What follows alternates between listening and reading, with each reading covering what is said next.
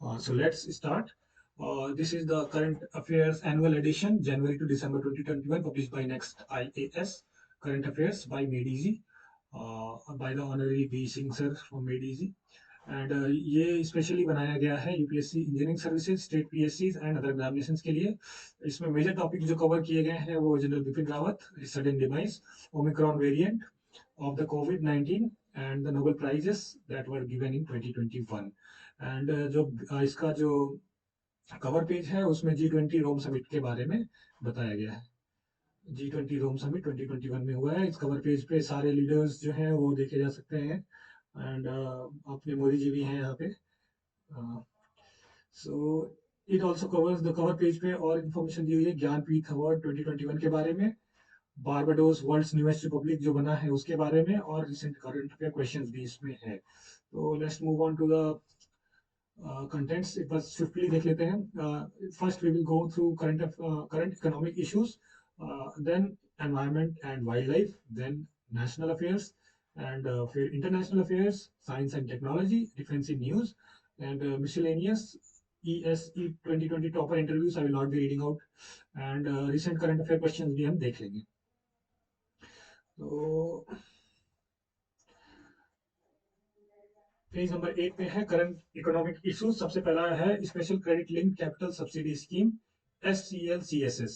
The Union Ministry for Micro, Small and Medium Enterprises, MSME Ministry, launched the Special Credit Link Capital Subsidy Scheme for Service Sector at Guwahati.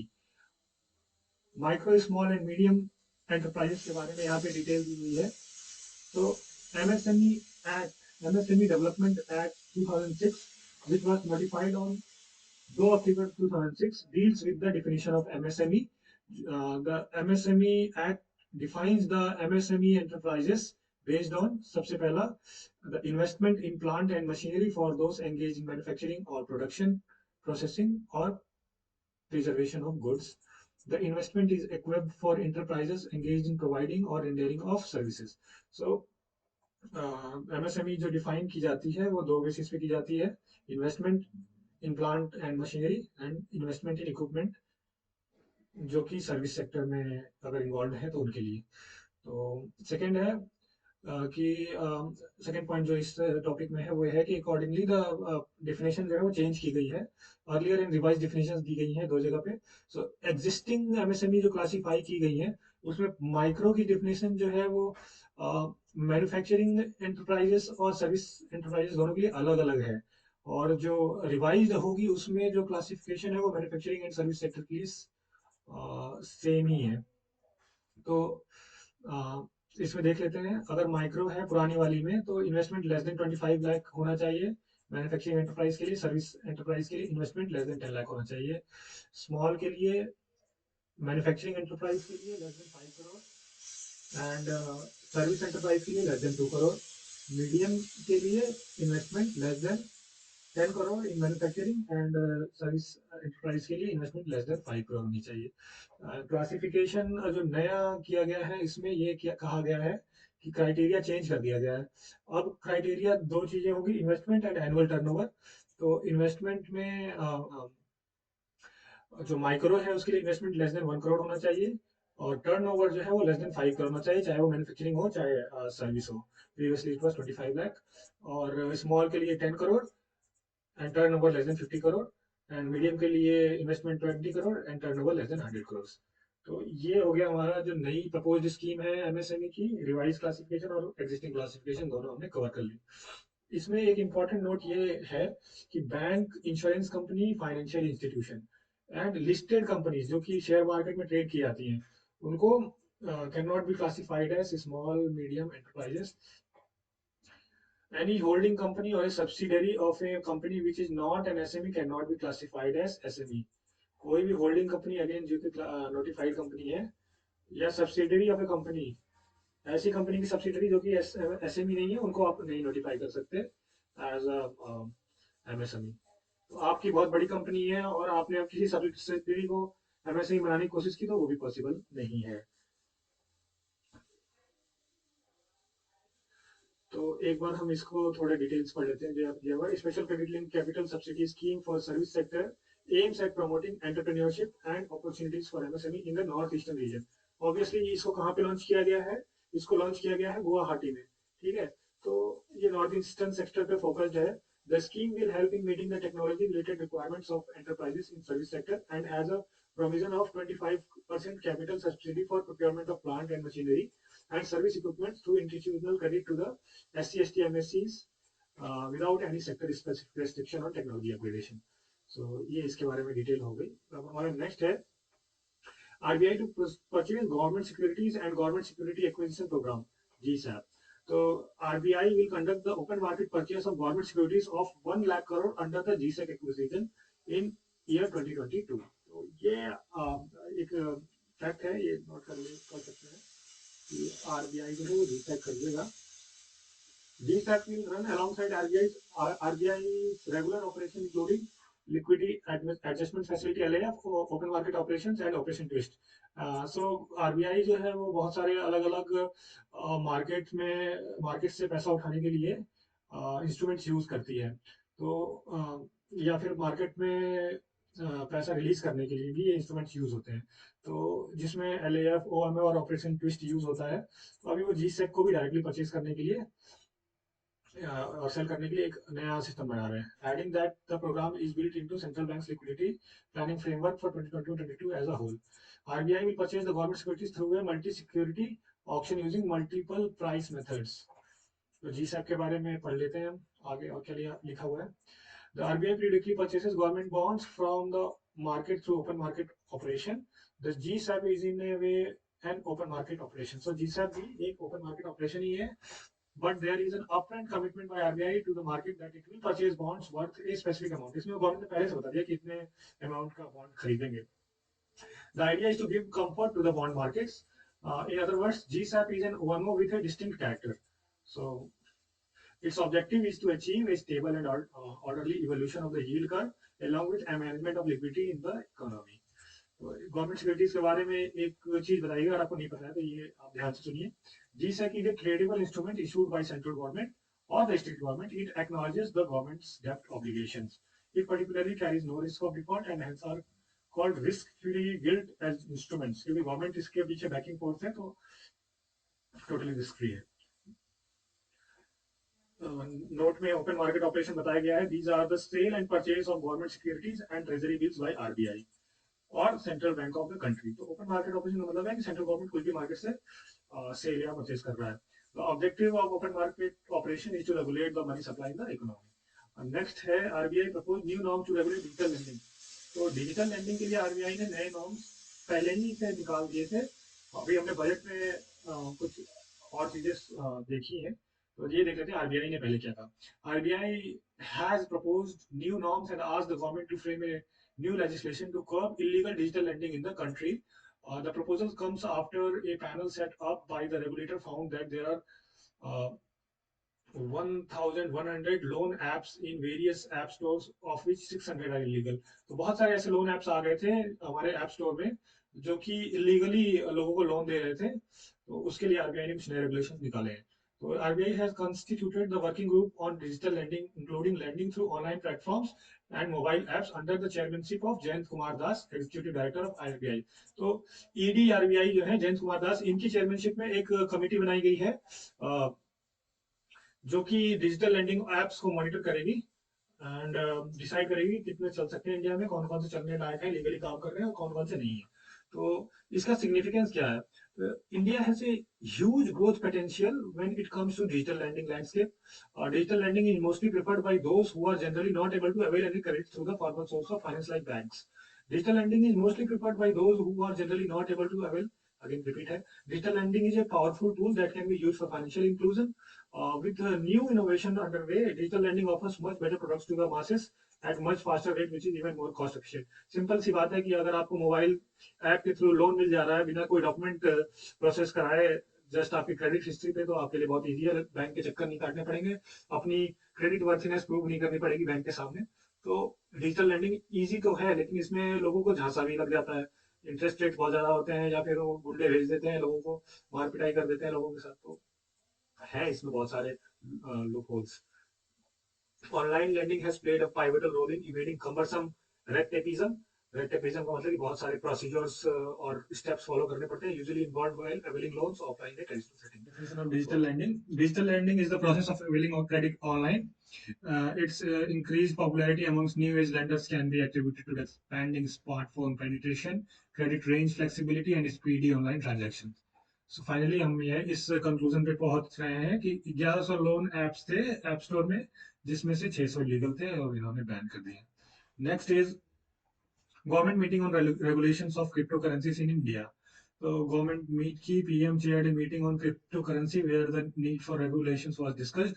और जैसा कि आपने latest budget में देखा होगा, crypto currency जो है वो उसके ट्रांजैक्शन पे 30%, 1% tax on transaction and 30% tax on any profit gain that you have made in the cryptocurrency or any digital asset.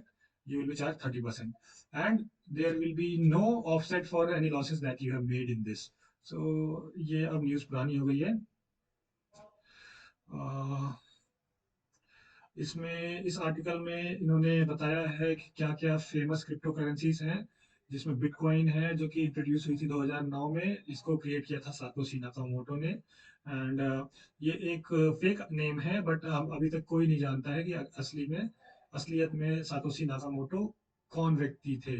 ये वर्ल्ड की सबसे पहली सक्सेसफुल क्रिप्टो करेंसी थी। उसके बाद डोज कॉइन आई है, 2013 में लॉन्च हुई है। इसको इलॉन मस्क ने बहुत ही फेमस कर दिया अपने ट्वीट्स के जरिए। डोज कॉइन जो है वो एक मीम कॉइन है और मजाक के तौर पर बनाई गई थी, पर ये आजकल बहुत फेमस हो गई है। इथेरियम जो 2015 में लॉन्च हुई थी, ये भी बहुत फेमस है। लाइट कॉइन, स्टेलर ल्यूमेन, ये सारे जो है वो फेमस क्रिप्टो करेंसीज हैं। और बजट 2022 में ये भी डिक्लेयर किया गया है कि आरबीआई जो है वो अपनी एक legal tender crypto currency launch करेगी।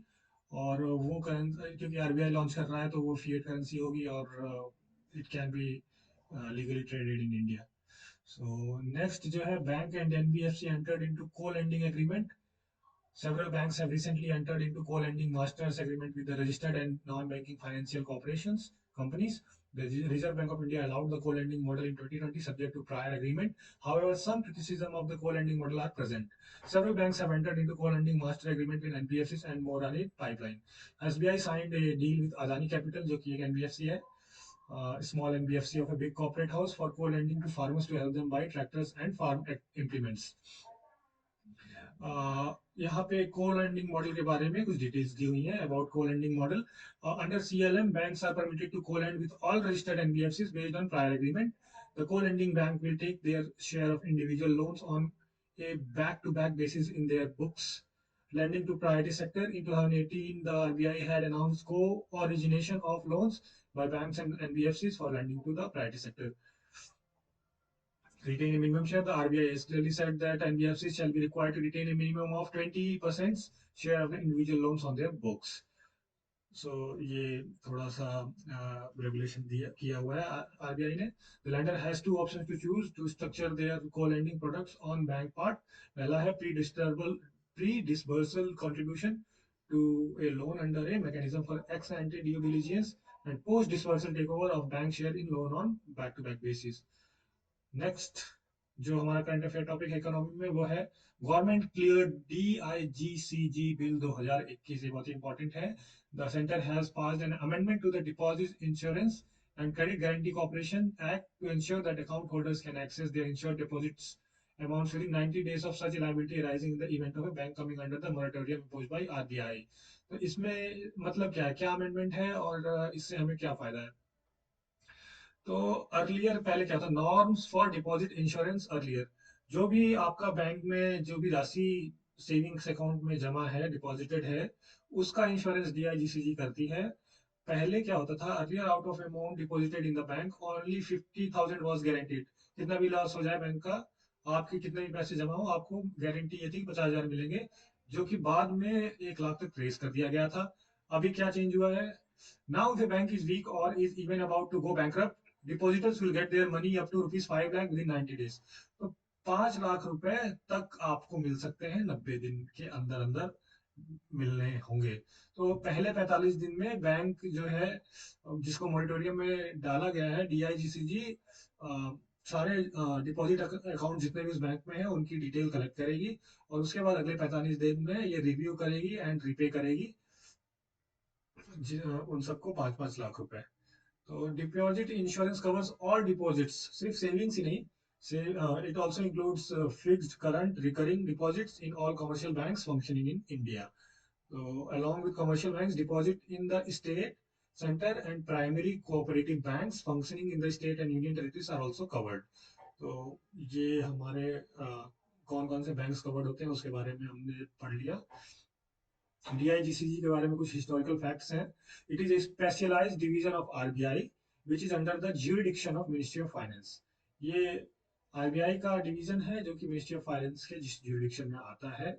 It was established on 15 July 1978 under deposit insurance and credit guarantee cooperation act 1961 for the purpose of providing insurance of deposits and guaranteeing of credit facilities. अगला जो हमारा current affair topic है, economy topic के अंदर ही जो current affair news है वो है SEBI proposed regulatory framework for algo trading. तो सेबी जो है वो हमारे कंट्री में शेयर्स ट्रेडिंग की रेगुलेटिंग अथॉरिटी है। एंड सेबी ने प्रपोज किया है कि जितनी भी ट्रेडिंग होती है एप्लीकेशन प्रोग्राम इंटरफेसेस के थ्रू जो स्टॉक ब्रोकर्स करते हैं should be treated as algo trading और एल्गोरिथमिक ट्रेडिंग और एल्गो ट्रेडिंग। ठीक है, तो एक्चुअली इसमें क्या है, इसका मीनिंग क्या है। तो all orders emanating from an application program interface should be treated as an algo order and be subject to control by the stockbroker. The API to carry out algo trading should be tagged with the unique algo ID provided by the stock exchange granting approval for the algo. Stockbrokers need to take the approval of all algo from the exchange. Each algo strategy, whether used by broker or client, has to be approved by the exchange and as in the current practice. Each algo strategy has to be certified by the Certified Information System Auditor, Diploma in Information System Audit Auditors. Algo trading refers to orders generated at super fast speed by use of advanced mathematical models that involve the automated execution of order। जैसे कि आपने order place किया और आपने एक stop loss लगा दिया कि मेरा ऑर्डर इतने लॉस पे या इतने गेन पे अपने आप सेल या बाई हो जाना चाहिए, तो ये जो एल्गोरिदम से अपने आप डिटेक्ट करके और आपका ऑर्डर प्लेस कर देते हैं, आपको हमेशा वॉच करने की जरूरत नहीं पड़ती। उनके लिए ये सारे नए रेगुलेशंस लेके आई है SEBI. It automatically monitors live stock prices and executes a trade upon fulfillment of specific criteria, जैसा कि मैंने आपको बताया। It provides profit opportunities for the traders। होता क्या है कि जितने भी हमारे स्टॉक ब्रोकर्स हैं वो कुछ डिफरेंट डिफरेंट सॉफ्टवेयर यूज करते हैं जिनको एप्लीकेशन प्रोग्राम इंटरफेस बोलते हैं to generate their buy and sell orders. तो उन सारे एप्लीकेशंस को इन्होंने एल्गो ट्रेडिंग के अंदर क्लासिफाई कर दिया है। और ये कहा है इनसे कि आप ये जितने भी आप एपीआई यूज कर रहे हैं उन पे एक जो भी वो ट्रेडिंग ट्रेडिंग इंस्ट्रक्शन जनरेट करते हैं उस पे एक यूनिक एल्गो आईडी होनी चाहिए जो कि स्टॉक एक्सचेंज प्रोवाइड करेगी। एंड इन सारे एल्गोस का जो क्लाइंट है, जितनी भी आपने स्ट्रेटेजी या फंक्शन प्रोग्राम बनाए हुए हैं उसका अप्रूवल आपको एक्सचेंज से लेना है। ठीक है, और आपका जो स्ट्रेटेजी है वो सर्टिफाई होनी चाहिए किसी सर्टिफाइड इंफॉर्मेशन सिस्टम ऑडिटर से या diploma in information system audit से। तो यही है मोटा मोटा, थोड़ा सा रेगुलेट किया गया है। नेक्स्ट जो हमारी करंट अफेयर न्यूज है ये India registered highest ever FDI inflow. तो ये पीरियड है हमारा 2020-21 के लिए। India has registered the highest ever annual foreign direct investment of 81.97 billion dollars in 2020-21। तो इसमें की पॉइंट्स क्या है। FDI inflow in the last 7 financial years are over $440 billion. पिछले 7 साल में $440 बिलियन हमने टोटल एफडीआई कमाया है, which is nearly 58% of the total FDI inflow in the last 21 financial years. इतना डेटा रखने की कोई जरूरत नहीं है। The top 5 countries from where the FDI inflow were received during 2014 से 2021 के बीच में जितने भी एफडीआई आए हैं, ये 5 कंट्रीज टॉप हैं उसमें से इंडिया में इन्वेस्ट करने के लिए। Singapore, Mauritius, USA, Netherlands and Japan. Singapore policies आपको पता ही है, यहाँ पे इंडियन कंपनी रजिस्टर करती हैं टैक्स बचाने के लिए, तो इंडिया का ही पैसा होगा वो। और यूएसए, नीदरलैंड्स एंड जापान जो है वो इंडिया में बहुत ही ज़्यादा क्वांटिटी में इन्वेस्ट कर रहे हैं। The computer software and hardware sector attracted the largest share of FDI, software and hardware, and followed by service trading and telecommunication. Computer software और हार्डवेयर सबसे ज्यादा इंडिया में सेटअप किए जा रहे हैं। अबाउट एफडीआई दिया हुआ है, इस पे ज्यादा टाइम नहीं इन्वेस्ट करेंगे। नेक्स्ट जो न्यूज है हमारी, public account committee completed 100 years। तो the public account committee has completed 100 years of its formation. तो होता क्या है, PAC is the oldest parliamentary committee in the Indian legislative affairs and has been crucial in upholding the principle of accountability as it exercises oversight of public expenditure। तो parliament जो भी public expenditure के लिए decisions लेती है उस पे ये नजर रखती है। पीएससी का काम ऑडिट करना है, ये सीएजी की जैसी ही है। तो पीएससी पहली बार सेटअप हुई थी 1921 में मॉन्टेक चैम्सफोर्ड रिफॉर्म्स के द्वारा। The Public Account Committee consists of 22 members elected according to the principles of proportional representation by means of single transferable vote. 15 members elected by Lok Sabha every year from amongst its members. 7 members of Rajya Sabha elected by the House in like manner are associated with the committee। 15 Lok Sabha से, 7 राज्यसभा से proportional representation होता है, single transferable vote होता है। The system of election ensures that each party is represented on the committee in proportion to its respective strength in the two houses. The chairperson of this committee is appointed by the speaker from among the members of the Lok Sabha elected to the committee। जितने भी member select होते हैं उनमें से जो speaker है वो select करते हैं कि कौन चेयरपर्सन होगा पीएसी का। कोई भी minister is not eligible to be elected as a member of the committee, and if a member after election to the committee is appointed as a minister, he ceases to be the member of the committee from the date of such an appointment। सही बात है, minister जो भी office hold कर रहे हैं उनको यहाँ से हटा दिया जाएगा। The term of office of the committee does not exceed 1 year at a time। एक साल के लिए वैलिड होती है committee. The committee is assisted by CAG in examination of accounts and audits reports। So next is RBI to implement central bank digital currency।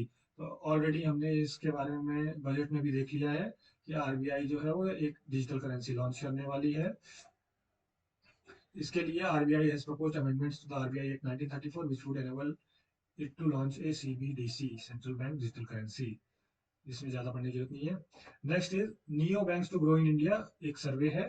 तो with about 58.4% population underbanked in India, neobanks have immense potential for growth in Tier 2 and Tier 3 rural segment of the country, as per the evolution of neobank in India report। Report का नाम है the evolution of neobanks in India। Neobank bridges the gap between the services that traditional banks offer and the evolving expectation of customers in the digital age।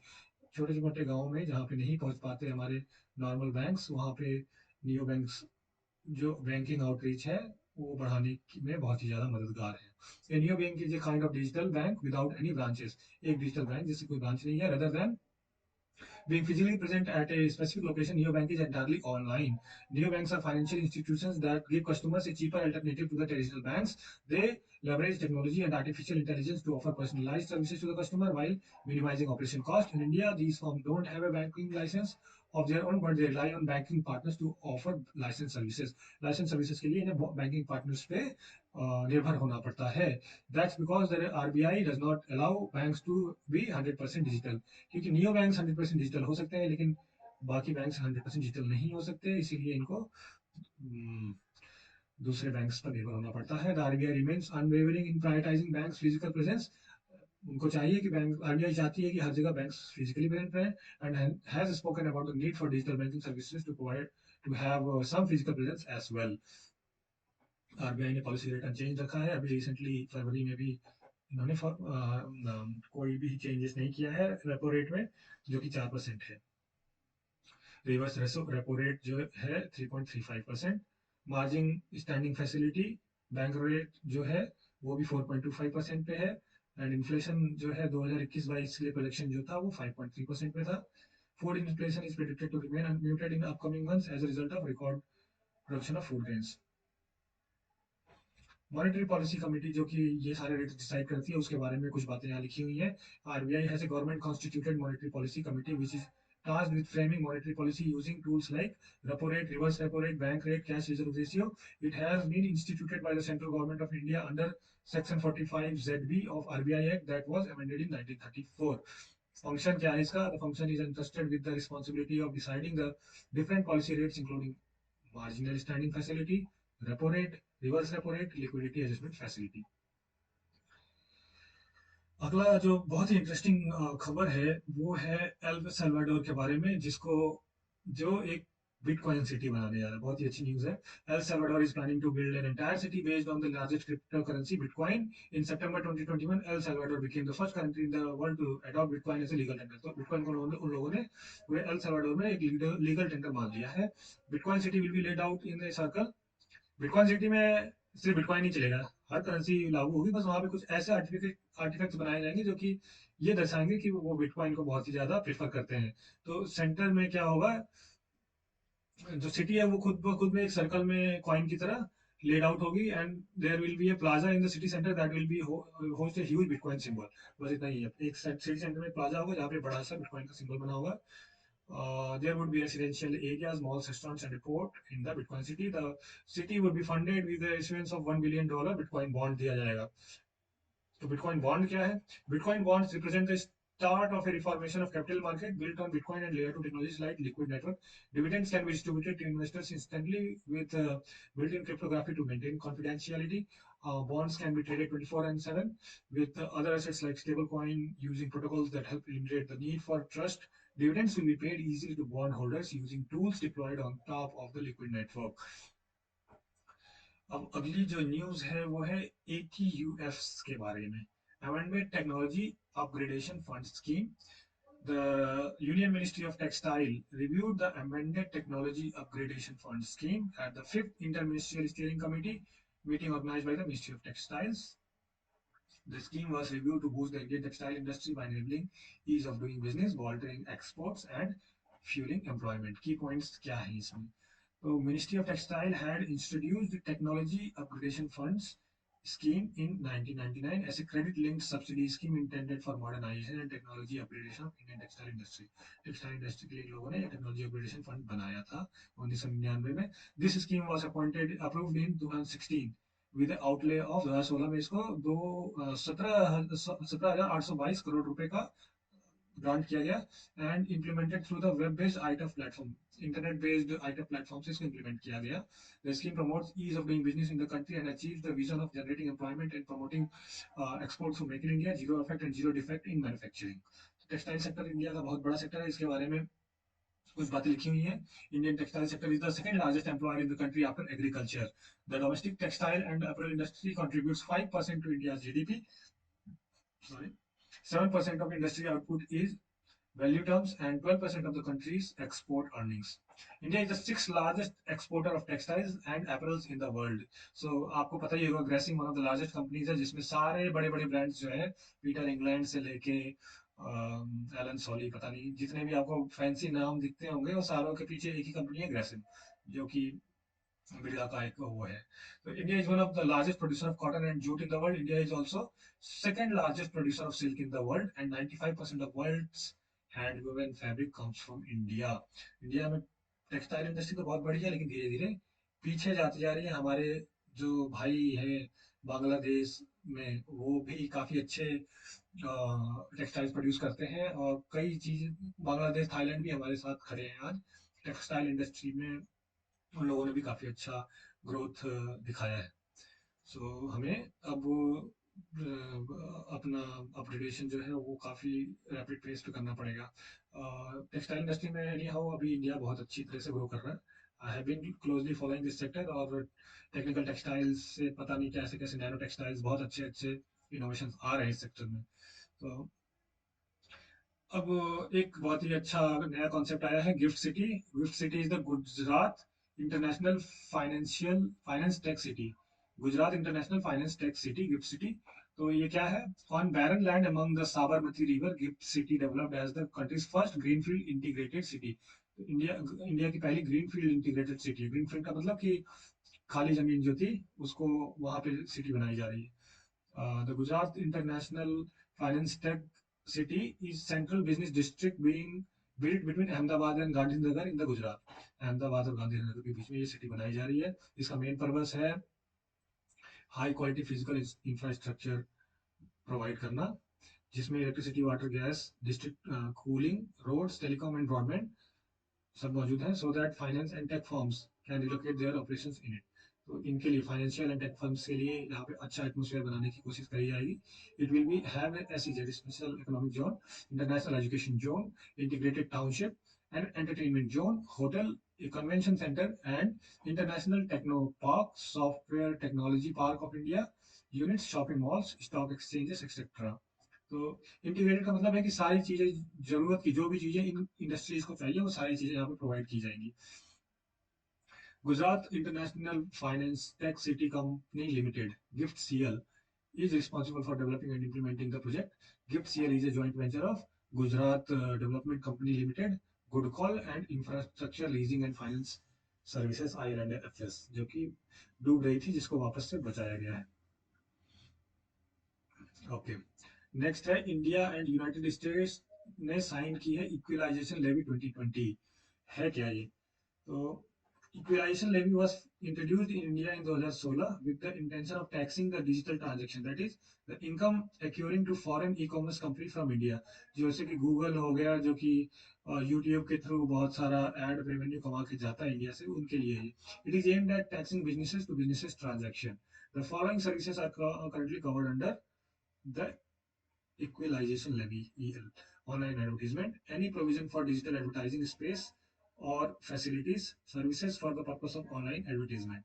Mainly ये advertisement से related है, जो digital companies जो पैसे कमाती थी उनमें India को कुछ भी नहीं मिलता था, जबकि वो इंडियन लोगों से ही पैसे कमा के जा रही थी। इसलिए we have devised this recent equalisation levy, जहाँ पे टैक्स किया जाएगा उन कंपनीज को। तो इसमें है क्या? India and United States joined 134 other members of the OECD G20 inclusive framework, जिसमें कौन कौन सी countries? Austria, France, Italy, Spain and United Kingdom, in reaching agreement on the statement on a two-pillar solution to address the tax challenges arising from the digitalization of economy। Tax challenges जो भी आ रहे थे digital economy में, जो भी boom हो रहा है उसकी वजह से, उनको रिजॉल्व करने के लिए इन सारी कंट्रीज ने एक अग्रीमेंट अपने बीच में साइन कर लिया है। Pillar 1, which is about reallocation of an additional share of profit to the market jurisdictions. Pillar 2, consisting of a minimum tax and subject to tax rules. United States and Austria, France, Italy, Spain, and United Kingdom reached an agreement on a translational approach to existing unilateral measures while implementing Pillar 1.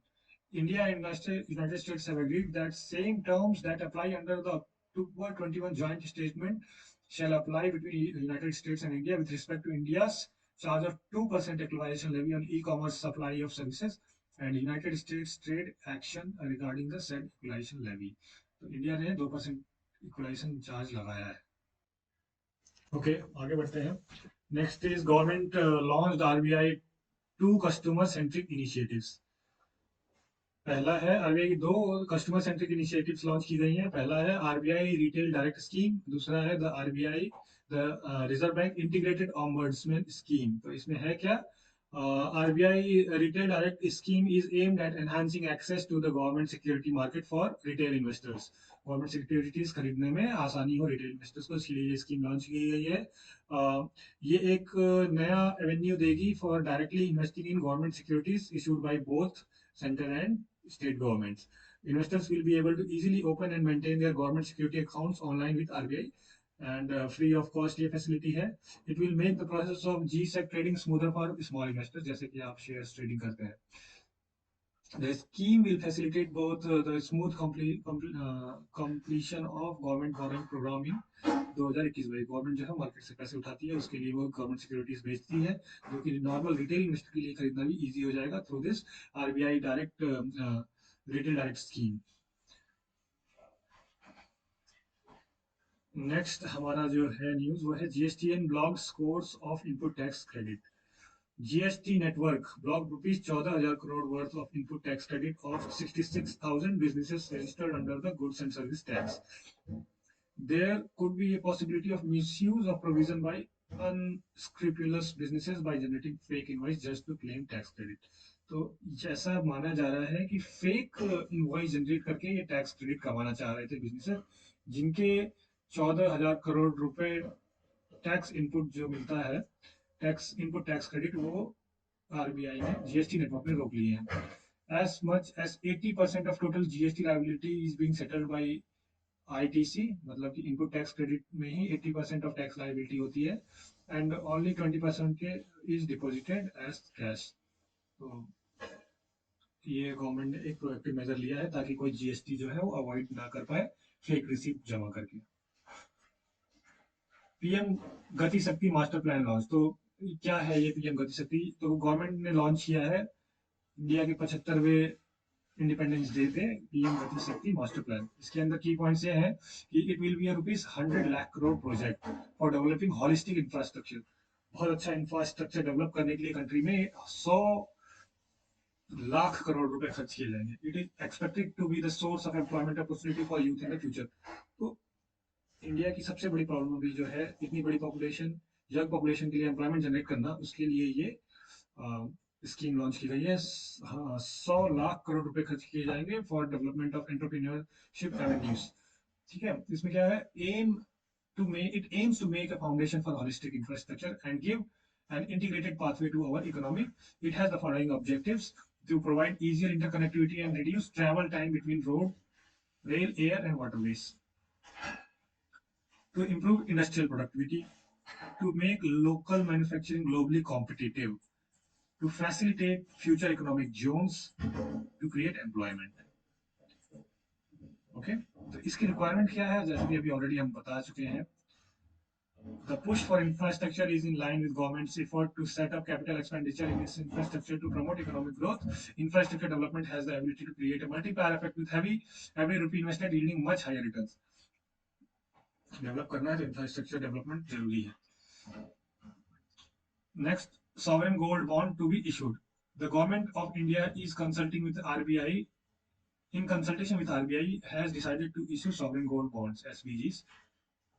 तो ये बहुत ही पुरानी scheme है sovereign gold bond की. ये 2015 में launch की गई थी नवंबर में. Its objective is to reduce the demand for physical gold. Physical gold की डिमांड को इंडिया में रिड्यूस करना है and shift a part of the domestic savings into financial savings. तो लोग जो घर में गोल्ड रखना चाहते हैं ऐसे की तरह, उनको गोल्ड बॉन्ड खरीदेंगे तो वो एक डोमेस्टिक सेविंग की जगह फाइनेंशियल सेविंग में कन्वर्ट हो जाएगी, जो नेशन के भी काम आएगी. तो इशू कैसे होता है? The gold bonds are issued by government of India, stock under the government securities act 2006. These are issued by the RBI on behalf of government of India. RBI issue करता है. It is restricted for sale to resident individuals, Hindu undivided families, trust, universities and charitable institutions. जो इसका price है gold bond का gold का price similar ही रहेगा. वो कैलकुलेट कैसे होगा? जो spot price of gold as provided by the Mumbai based India bullion and jeweller association. इज्जा जो भी रेट बताएगी उस दिन के गोल्ड का, वही बॉन्ड का भी रेट रहेगा. Maturity is 8 years with option to exit the investment after the first 5 years. 8 years की मैच्योरिटी है और पहले 5 साल के बाद आप इसमें से एग्जिट कर सकते हैं. इस स्कीम में से 5 साल के लिए लॉक रहेगा. Gold bond can be purchase in multiples of 1 unit. एक यूनिट के मल्टीपल में आप खरीद सकते हैं. A fixed rate of 2.5 per annum is applicable on the scheme. मतलब कि जो गोल्ड का प्राइस तो इंक्रीज होगा ही होगा, उसका आपको फायदा मिलेगा ही. उसके अलावा उसके ऊपर आपको 2.5% जितना भी आपने इन्वेस्ट किया है पर एनम आपको मिलता रहेगा. एंड ये 2.5% आपको सेमी एनुअली पे आउट की तरह मिल जाएगा. कंपाउंड होने की इसमें शायद गुंजाइश नहीं है.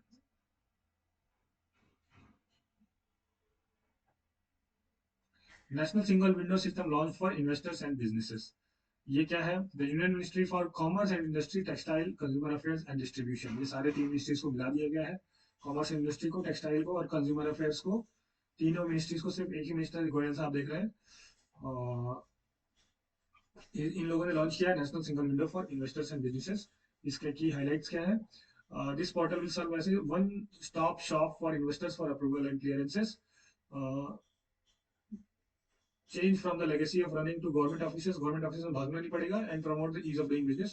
The portal as of today hosts approval across 18 central departments and 9 states, and another 14 central departments and 5 states has been added by December 2021. This portal will provide end-to-end facilitation and support to investors, facilitate clearance at center and state level, and provide pre-investment advisory to new businesses and share information related to land banks. जमीन खरीदने के लिए ये बनाया गया है. सारे approvals एक ही जगह पे अवेलेबल कराने की कोशिश की जाएगी.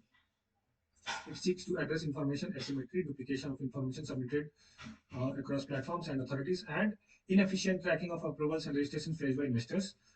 This portal will help in bringing transparency, accountability and responsiveness in the ecosystem. हर चीज को डिजिटाइज करके हम सोच रहे हैं कि ट्रांसपेरेंसी बढ़ जाएगी और अकाउंटेबिलिटी और रिस्पॉन्सिवनेस बढ़ जाएगी. So all information will be available on a single dashboard.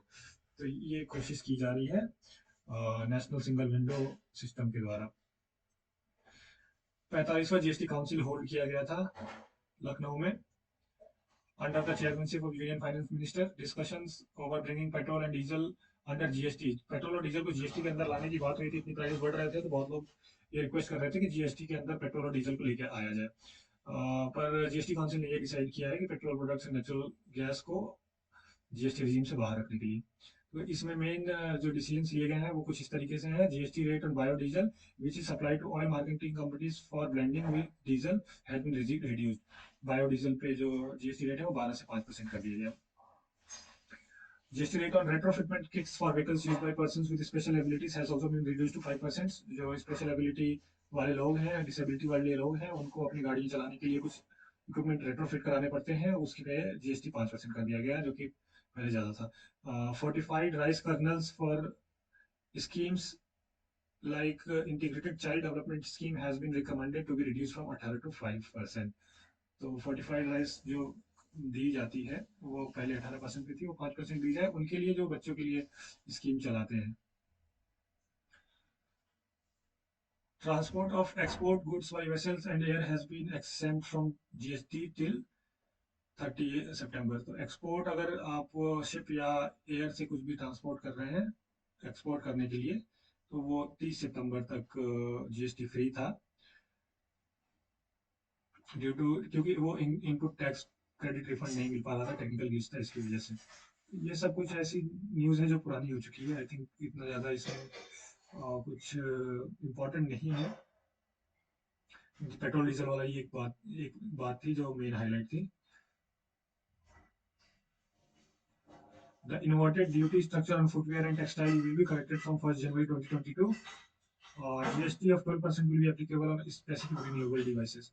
Next जो न्यूज़ है हमारी वो है government reconstituted economic advisory council to prime minister. तो ये क्या है? The government has reconstituted 7 member की होती है economic advisory council to prime minister. इसमें 3 नए मेंबर्स को डाला गया है. It will continue to be chaired by economist Vivek Debroy. तो इसके चेयरपर्सन जो है वो इकोनॉमिस्ट विवेक देबरॉय है.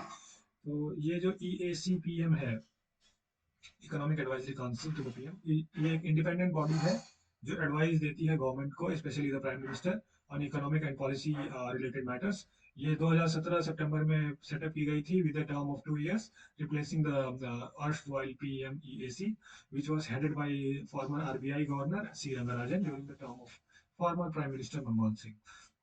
Functions and mandates: analyzing any issue, economic or otherwise, referred to it by the PM and advising him thereon. Addressing issues of macroeconomic importance and preventing views thereon to the Prime Minister either on its own or upon reference. तो ये committee reconstitute में 3 नए members डाले गए हैं. इसके पीछे chairman जो है विवेक देबरॉय है. बस इतना जानने की जरूरत है. नेक्स्ट है एसबीआई ने 81 बॉन्ड्स में के थ्रू मनी रेज करने का डिसीजन लिया है. एसबीआई लार्जेस्ट लेंडर जो है इंडिया का, वो उसने अनाउंस किया है that it has raised ₹4,000 crores through additional tier 1 81 bonds. So these 81 bonds were raised at a coupon rate of 7.72%. मतलब इतना वो लोग इस पे इंटरेस्ट देंगे. ये पहला ऐसा इशुएंस है डोमेस्टिक मार्केट में after the SEBI notified new rules. SBI has AAA credit rating for local credit agency while 81 offering is rated at AA+. This is the highest rating in India for such instruments. SBI का सबसे अच्छा रहेगा ही. SBI was also the first lender to raise capital through offshore 81 bonds in 2016. The latest issuance by SBI has encouraged other lenders such as Axis Bank to look after the offshore 81 bond issue in order to raise about 1 billion. Axis Bank has become the second Indian lender in 2021 to tap overseas debt market to raise funds using 81 bonds. HDFC Bank also raised $1 billion recently. So this is regarding 81 bonds. Government launched 4th edition of banking reforms. The Ministry of Finance recently launched the fourth edition of Public Sector Banks Reform Agenda called EASE 4.0 for the financial year 2021-22. It is simplified, tech-enabled, and collaborative banking. On the occasion, Finance Minister also launched the annual report for PSB Reform Agenda EASE 3.0. For the year 2020-2021, and also witnessed the award ceremony to felicitate the best performing banks on EASE 3.0 Banking Reforms Index. SBI, Bank of Baroda, Union Bank of India won the awards for best performing banks on the basis of EASE Index. ठीक है. Indian Bank won the award for best improvement from baseline performance. SBI, BOB, UBI, PNB, and Canara Bank also won the top awards across different themes of PSB reforms Agenda 3.0. Objective क्या है ease 4.0 का? ये तो awards 3.0 के basis पे दिए गए. जो ये लॉन्च किया गया ईज 4.0, इसके 4 मेन ऑब्जेक्टिव्स हैं. पहला है smart landing backed by analytics. 24 second है 24/7 banking with resilient technology and cloud based IT systems. तीसरा है डेटा एनेबल्ड एग्रीकल्चर फाइनेंसिंग. चौथा है collaboration with the financial ecosystem. Next जो हमारी करंट न्यूज है, Union government to modify provisions of agriculture infrastructure fund. So Union government has given its nod to various modifications in the central sector scheme of financial facility under agriculture infrastructure fund. क्या क्या modifications हैं इसमें agriculture infrastructure fund में? Eligibility has now been extended to the state agencies, APMCs, national and state federations of cooperatives, federation of farmer producer organizations, and federation of self-help groups. तो इनको extend किया गया है. For APMCs interest subvention for a loan up to 2 crore will be provided for each project of different infrastructure types. Example, cold storage, sorting, grading, and assaying units, silos, etc. within the same market yard. Interest subvention provide किया जाएगा loan पे up to 2 crore rupees for following works. The power has been delegated to Minister of Agriculture and Farmers Welfare to make necessary changes with regards to addition or deletion of beneficiary. इसमें add और delete किया जा सकते हैं जिसका power जो है वो minister of agriculture and farm welfare के पास रहेगा. एग्रीकल्चर इंफ्रास्ट्रक्चर फंड के बारे में आप यहाँ पे स्टॉप करके पढ़ सकते हैं. नेक्स्ट हमारा जो न्यूज है करंट अफेयर वो है RBI composed financial inclusion index. तो एक कंपोजिट एफआई इंडेक्स जो कि कैप्चर करेगी extent of financial inclusion across the country. Financial inclusion का मतलब है किस किस व्यक्ति के पास बैंकिंग फैसिलिटीज पहुंच पा रही हैं.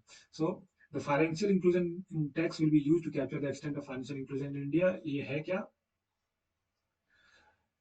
Comprehensive index comprising the details of banking, insurance, investment, postal, and pension sector in consultation with government and sectoral regulators. It captures information on different aspects of finance, including financial inclusion in a single value in the range of 0 to 100. So 0 to 100 के बीच में rating होगी. 0 indicates complete financial exclusion while 100 indicates complete financial inclusion. It comprises 3 broad parameters such as access, usage and quality. तो only access ही नहीं, इसकी usage और quality पे भी marking की जाएगी. It is responsive to ease of access, availability, and usage of service along with quality of service, compromising all 97 indicators. तो total 97 indicators हैं जो कि इस फाइनेंशियल इंक्लूजन इंडेक्स को बनाएंगे और डिफरेंट डिफरेंट स्टेट्स या रीजन्स को इसके अकॉर्डिंगली मैप किया जाएगा. Financial inclusion index has been created without any base year. It reflects the cumulative effort of all stakeholders towards financial inclusion. तो कोई base year के बिना बनाया गया है. ये real time data provide किया जाएगा. Perpetual bonds के लिए आरबीआई सेबी ने रूल्स अमेंड किए. SEBI amended the 100-year valuation rule for perpetual bonds in March 2021. As per the rules deemed residual maturity period of Basel 381 bonds will be 10 years until March 31, 2022. This period will be increased to 20 years and 30 years in the subsequent 6-month period. According to the new rule, from April 2023, residual maturity of 81 bonds will become 100 years from the date of issuance of these bonds. तो residual maturity period जो है अभी के लिए 10 साल रखी गई है, वो बढ़ा के 20 और 30 साल कर दी जाएगी अगले 6 महीनों पर, और फाइनली ये 100 इयर्स कर दी जाएगी अप्रैल 2023 से.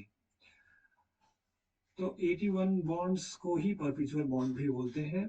दे कैरी नो मैच्योरिटी, उनकी कोई मैच्योरिटी डेट नहीं होती, बट उनके पास एक कॉल ऑप्शन होता है, आप कभी भी उसको सेल कर सकते हैं. The issuer of these bonds may call or redeem the bond in case getting money at a cheaper rate, especially when interest rates are decreasing. Next है नेशनल मोनेटाइजेशन पाइपलाइन, जिसके बारे में लोगों ने बहुत ही आक्रोश भी दर्ज किया। यूनियन गवर्नमेंट ने लॉन्च किया था ये national monetisation pipeline in effort to list out the government infrastructure assets to be sold over the next 4 years। अगले 4 साल में कौन कौन सी गवर्नमेंट एसेट्स जो है उनको सेल करके पैसे बनाए जाएंगे, जिसका इस्तेमाल डेवलपमेंट के लिए किया जाएगा। The program has objective to unlock the value of investment in brownfields public sector assets by tapping institutional and long-term capital, which can there be leveraged for public investment. The 4-year national monetization plan will unlock valuation in brownfield projects by engaging the private sector, transferring them to the rights but not the ownership of the project. तो उनको rights दिए जाएंगे but ownership नहीं दी जाएगी private companies को, जो कि हमारे PSUs को खरीदेंगे। The component of projects are road, railway, and power sector asset, which will be comprising of 66% of the total estimated value of the asset to be monetized, while balance coming from the sectors including telecom, mining, aviation, port, natural gas, and petroleum product pipelines, warehouses, and stadiums. तो ये सब कुछ बेच के 100% हम अपना target complete करना चाहते थे। Currently, only assets of the central government like line ministries and CPSEs in the infrastructure sector has been included. Monetization through disinvestment and monetization of non-core assets has not been included in the national monetization plan. तो इसका significance क्या है, क्यों बेचना चाहते हैं? तो asset monetisation need to be viewed not just as a fund mechanism but as a overall paradigm shift in infrastructure operations, augmentation and maintenance, considering the private sector resources efficiencies। मतलब ये कहना चाहते हैं प्राइवेट सेक्टर ज्यादा efficiently manage कर सकता है and its ability to dynamically adapt to the evolving global and economic reality। Global and economic reality जो है, मतलब चेंजिंग मार्केट जो है, उसके अकॉर्डिंगली अडॉप्ट करना प्राइवेट सेक्टर के लिए ज्यादा इजी पड़ता है। Government companies are behemoths which do not change with time, इसलिए उनको प्राइवेट सेक्टर में कन्वर्ट किया जा रहा है। Considering that infrastructure creation is extricably linked to monetization, the period of for NMP is co-terminates with the balance period under the National Infrastructure Pipeline. NMP is indicatively valued at 6.0 lakh crore for 4 years. Union government ने RODTEP scheme launch की है। RODTEP का full form है remission of duties and taxes on exported products. This scheme for zero rating of exports will help in boosting India's exports and competitiveness across the global market. ये क्या करता है? RODTEP scheme allows exporters to receive refunds on taxes and duties that are not exempted or refunded under any other scheme। ठीक है, इतनी detail में इसमें मैं नहीं जाना चाहता। नेक्स्ट जो है हमारा G7 finalise deal on minimum global corporate tax. ये बहुत इंपॉर्टेंट न्यूज़ है, इस पर ध्यान देते हैं। तो जो G7 है, उन्होंने कहा है कि G7 would support a minimum global corporation tax rate of at least 15%, minimum 15% global tax corporation tax होना चाहिए। The deal aims at to end the U.S. Treasury Secretary. The deal aims to end what the U.S. Treasury Secretary has called a 30-year race to bottom on corporate rate tax। सारी countries जो है race कर रही हैं अपने corporate rate कम करके अपने export बढ़ाने के लिए, और मल्टी नेशनल्स को अपने यहाँ प्लांट सेटअप करने के लिए, लेकिन सबने एग्रीमेंट करके ये बनाया है कि अब 15% टैक्स हम लगाएंगे minimum.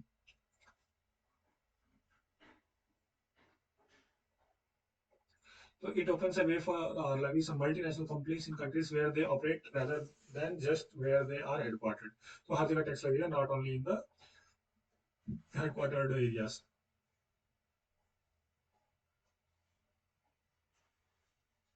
It would apply to companies' overseas profits।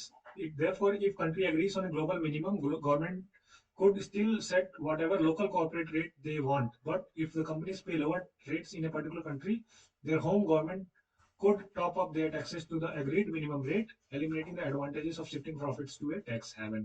Under the new tax system, countries where big firms operate would get right to tax at least 20% of the profit।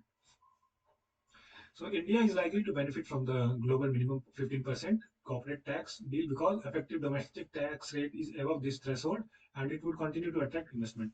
So ऐसी countries जो कि बिल्कुल ही tax नहीं लगाती थी, वहां से अब जो इन्वेस्टमेंट है वो इंडिया में आएगा, क्योंकि इंडिया टैक्स रेट जो कि ऑलरेडी बहुत हाई था वो कॉम्पिटिटिव हो जाएगा। अगली न्यूज भी बहुत ही इंपॉर्टेंट है। आरबीआई ने सुदर्शन सेन कमेटी बनाई है to review the working asset reconstruction companies. It will recommend suitable measures for enabling them to meet the growing requirements. पहली बात तो ये जानना जरूरी है कि एसेट रिकंस्ट्रक्शन कंपनी होती क्या है। ये एक special type of financial institution है that buys the debtors of the bank at a mutually agreed value and attempts to recover the डेब्ट और एसोसिएटेड सिक्योरिटीज, जिसको बैड बैंक भी बोलते थे। ये आपसे जो लोन नहीं पे कर रहे हैं, ये कंपनी जो वापस रिपे नहीं कर पाई है उनसे रिकवर करने की कोशिश करेगी। तो these are registered under RBI and regulated under the SARFAISI Act 2002. Okay.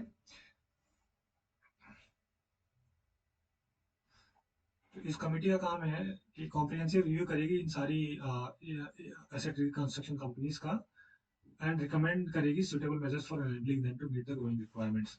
क्या करना चाहिए आगे उसके लिए रिकमेंड करेगी। Existing legal and regulatory frameworks को भी ये रिव्यू करेगी एंड रिकमेंड करेगी कि इम्प्रूव कैसे करें जो एसेट रिकंस्ट्रक्शन कंपनीज हैं उनकी परफॉर्मेंस को, ताकि ज़्यादा से ज़्यादा लोन वापस चुकवाए जा सकें लोगों से। RBI conducts auction for special long-term repo operations. So long-term repo operations पहले भी करते थे, तो RBI will conduct the first auction for special long-term repo operations of rupees 10,000 crores for small financial banks. The SLTRO will be valid for 3 years. All the small financial banks shall participate in the SLTRO. However, these banks should make sure that the amount borrowed from RBI should be lent only to specific segments such as unorganized sectors and small business units. So after this SLTRO, our next topic is PayPal introduced foreign inward remittance advice FIRA. PayPal has introduced an automated process to obtain the monthly foreign inward remittance advice. It is an automated process to obtain monthly foreign inward remittance advice. PayPal merchants will now be able to download their monthly digital FIRA issued by the bank by simply logging into their PayPal account. FIRA है क्या? FIRA is a document that acts as a proof for all inward remittances and payments received from abroad. This is issued by banks in India and is required by exporters of all sizes, individuals or a business, such as a limited company, partnership firm, sole proprietorship firm, etc. So now PayPal will also be issuing it as per the governmental regulations. RBI issued new dividend payout norms for NBFCs. So it spells out the eligibility criteria for NBFCs to declare dividends. Guidance will be effective from the declaration of dividend from profit for financial year 2021-22 and onwards. Board of directors will consider the proposal for dividends. They will take into account the supervisory findings of RBI on divergence in classification and provisioning of non-performing assets. Board will also ensure that total dividend proposed for the financial year does not exceed ceiling as specified in these guidelines. Central government approves MSP for Kharif crops. So the central government has approved new MSP, minimum support price, for 14 Kharif crops, giving a hike of rupees 72 per quintal to the most popular paddy from rupees 1868 per quintal in 2021 to 1940 per quintal in 2021-22. So what are the other points to note? The highest absolute increase in MSP over previous year has been recommended for sesame, followed by tur and urad dals. MSP of groundnut and Niger seed was also increased by 275 per quintal and 235 per quintal respectively. As you all know, the India is going through a edible oil crisis, and the prices of all the edible oils are increasing. So the government is uh, giving higher MSP for these dal and groundnut oil producing crops. So there are various crops which are covered under MSP are given here. I will just read their names out. In cereals, we have paddy, means rice, wheat, jawar, bajra, barley, maize, and ragi. In pulses, we have gram, arhar or tur, urad, moong, and lentil. In oilseeds, we have groundnut, mustard, soybean, toria, sunflower seed, safflower seed, sesame, and Niger seed. And then we have raw cotton, copra, raw jute, dehusked coconut, and sugarcane. Green tax to be levied. So, Ministry of Road Transport Highway has decided to put additional tax on old vehicles that are no longer suitable on the road. It has been taken to minimize pollution. The extra tax that will be put on these old vehicles is called as green tax. The green tax reduces the level of emissions that would even make the polluter responsible for emission. Under the green tax rules, travel vehicles older than 8 years will be paid a green tax at the time of renewal of health certificate. They will be taxed at a rate of 10% to 25% of road levy. Public transit buses such as city buses can pay a smaller green fee. Revenue collected from the green tax will be kept in a separate account. The amount will be used for tackling the problems of pollution. Ministry of Road Transport and Highway announced the green tax on certain category of vehicles starting from 1st April 2022. The government has proposed that a green tax could be levied on personal vehicles at the time of renewal of registration certificate. It will be levied after 15 years. And again, here also 10 to 15, 25% of road tax of a petrol or diesel vehicle. Similar tax would be levied on transport or commercial vehicles which are older than 8 years. So for transport and commercial vehicles older than 8 years, and for personal vehicles older than 15 years, at the time of renewal, a green tax will be levied. That will be around 10 to 25% of the road levy.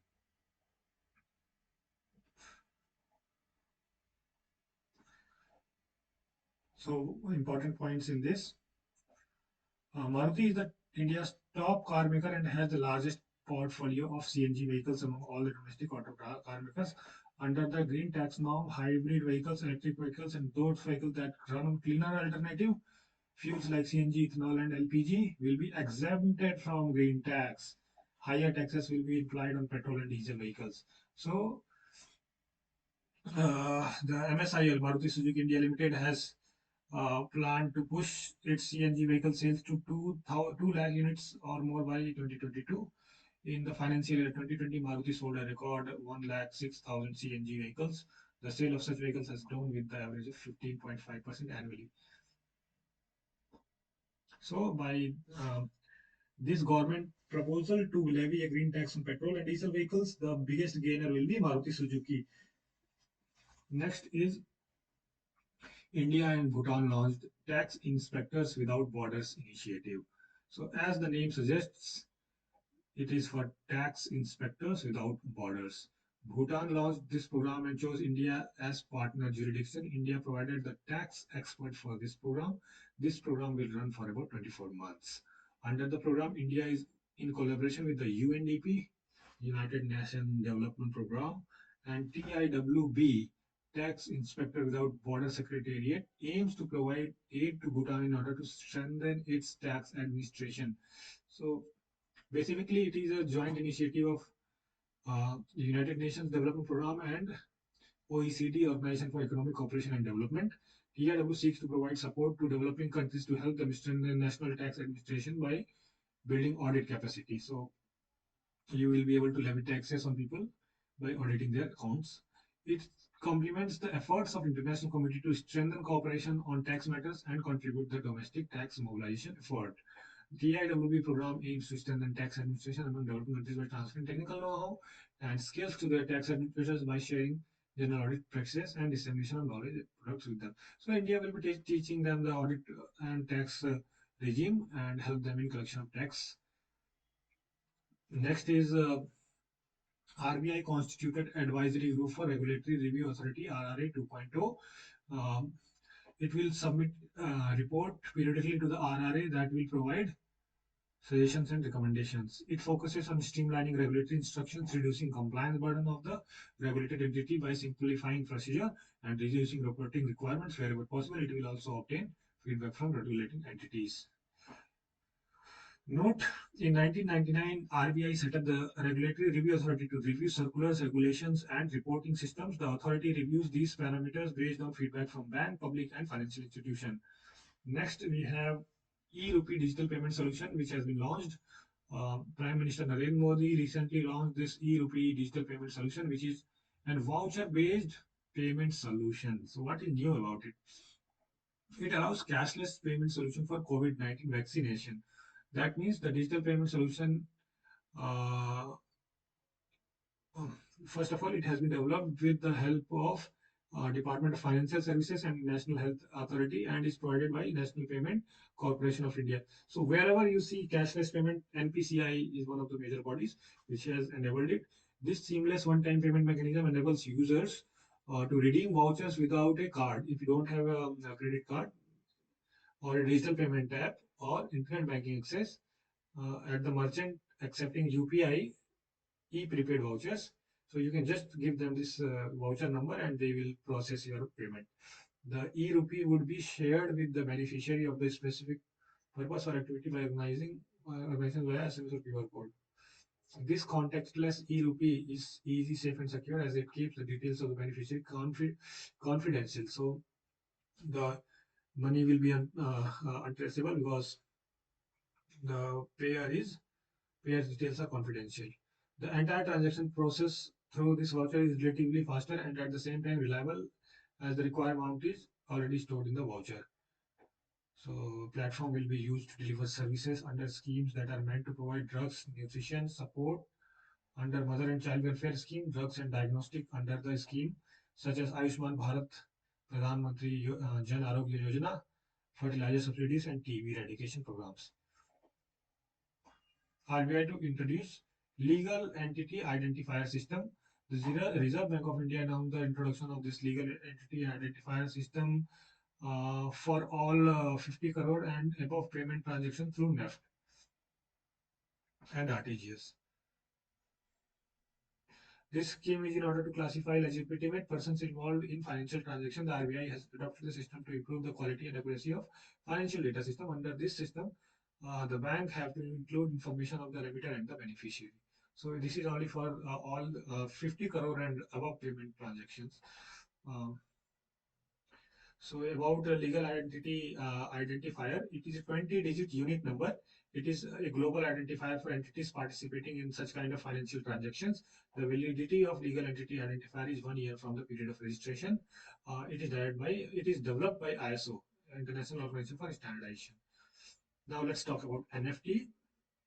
As you all know, NFT is a very big thing right now. It is even surpassing the Bitcoin craze, cryptocurrency craze. So the Wajirex, one of the leading cryptocurrency exchanges, launched the country's first marketplace for NFTs. The launch will allow Indian creators to place their digital assets, such as images, videos, or any artistic music for auction and earn royalty on them using the NFT protocol. So NFT is a cryptographic token that represents something unique and has a individual characteristics that sets it apart. Owning an NFT is like owning a one of a kind work of art or a collectible antique. NFTs are unique tokens or digital assets that generate value because of their uniqueness. For example, if two individuals hold a Bitcoin each, they can exchange their Bitcoin, which are replicas of each other and have the same value. However, NFTs are different. They are not interchangeable. They are more like piece of art where each and every token is unique in itself. While Bitcoins are also digital assets, NFTs are unique digital assets with each token representing a unique value. Mm. So next we have RBI guideline on credit default swap. So RBI has revealed the credit default swap. It has allowed the retail users to do the transaction in permitted credit derivatives in order to hedge their underlying credit risk.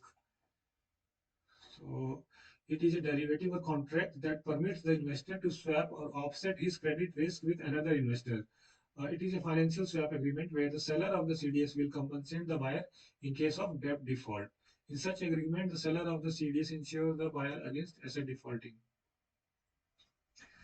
Next is Union government has approved asset monetization under InvIT model. The Union government has approved asset monetization of subsidiaries of PGCIL through infrastructure investment trust model. InvIT is a collective instrument scheme similar to mutual funds. It enables direct investment of money from individuals and institutional investors in infrastructure projects to earn a small portion of the income as return. The InvITs are regulated by SEBI, Regulations 2014. The InvITs are listed on exchange just like stocks. And next, there are some details about the Union Budget 2021. What are the things that were proposed in the Budget 2021? I think I will skip them because we have already seen the new budget 2022, so it has become stale, and I'm not able to remember anything very spectacular that was there in the older budget. Uh, so let's move on.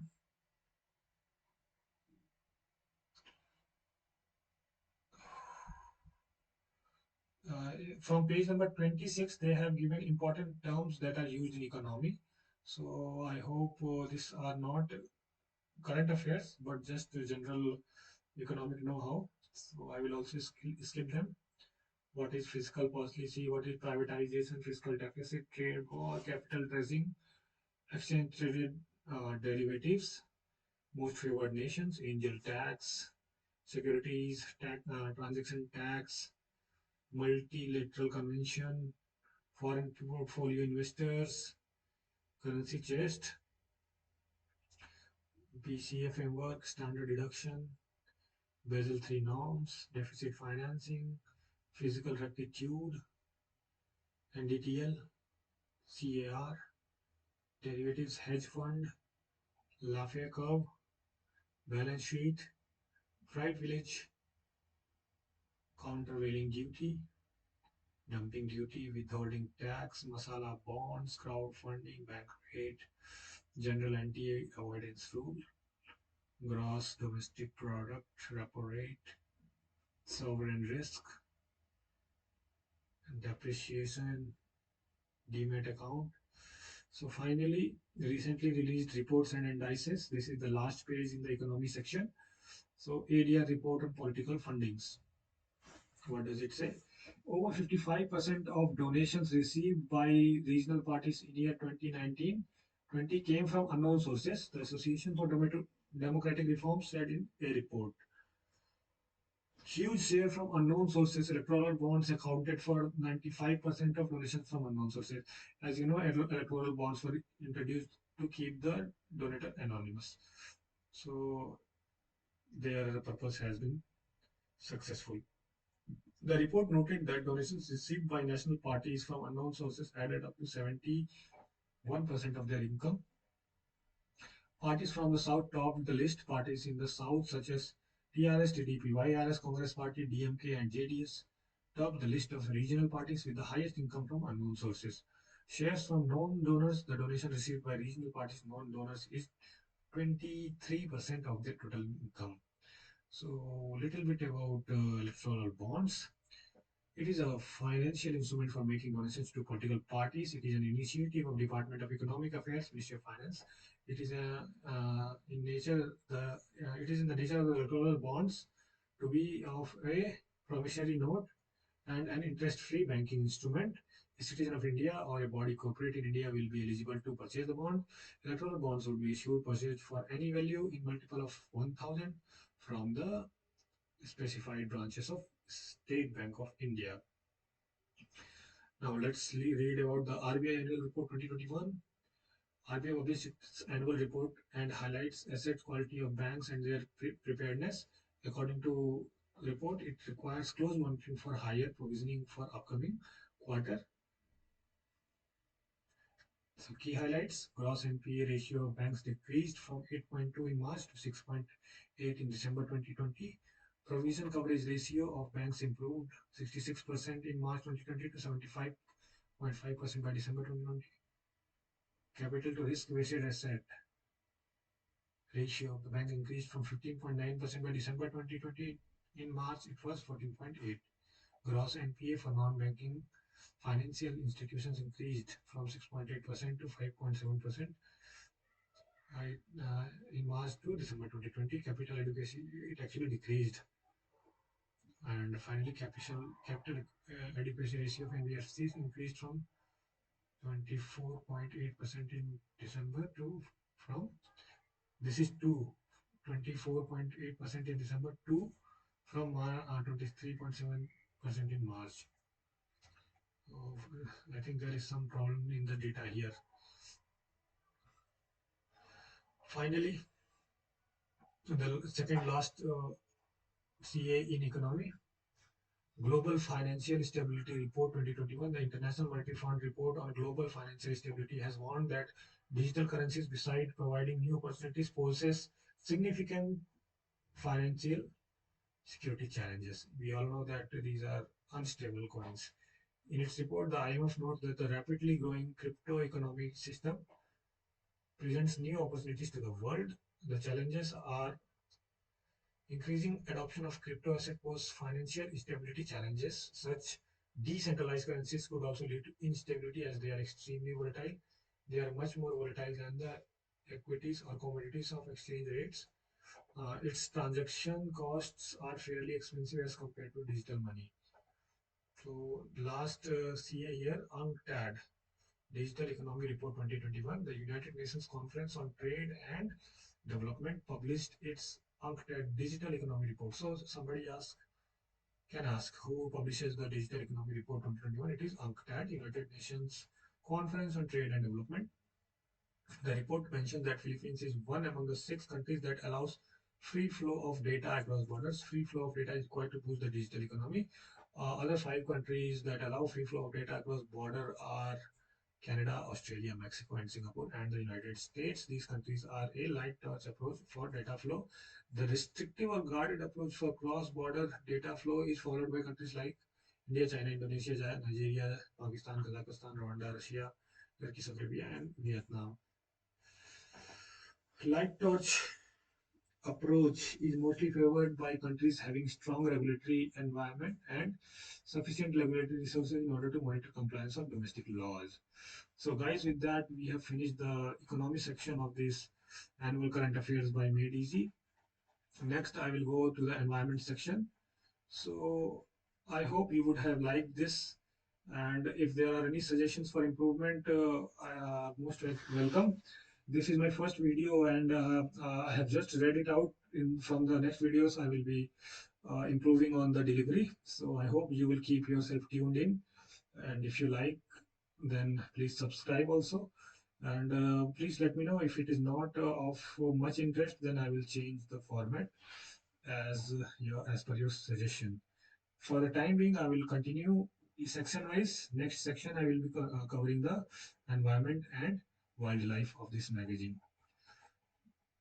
Don't worry, I will not leave you in between. I will be finishing till the last page of this, and then we will see how is the response. Thank you, and see you again in my next video.